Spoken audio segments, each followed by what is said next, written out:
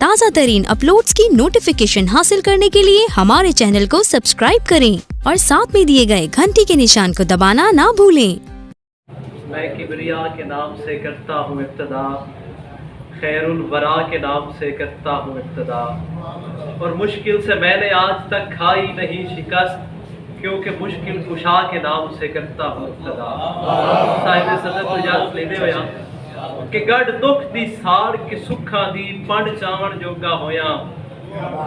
मैं लूण बहा के अखियां दा खंड खावण जोगा होया।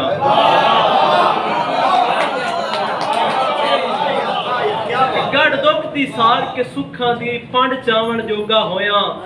मैं लूण बहा के अखियां दा खंड खावण जोगा होया,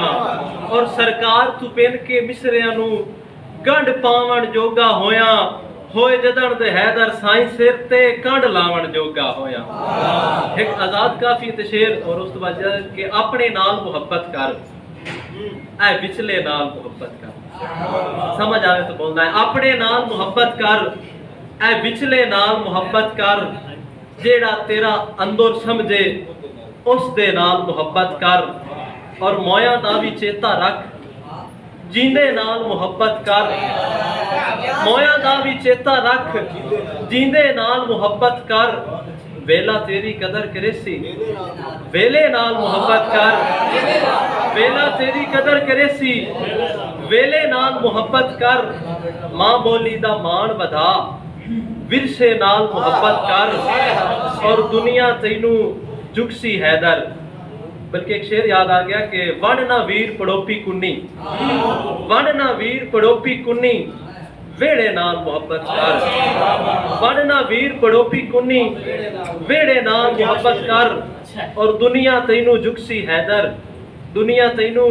जुगसी हैदर, सजदे नाल मुहब्बत कर। आखिर ते घोड़ा फिर जब के बंदा गले आए ते ए आग के गले आए, गत रिजकियां बट ते आवंज, छड़ टोपे तुल्ले बेड़ियां ते किसे लकेड़ दी कट ते आवंज,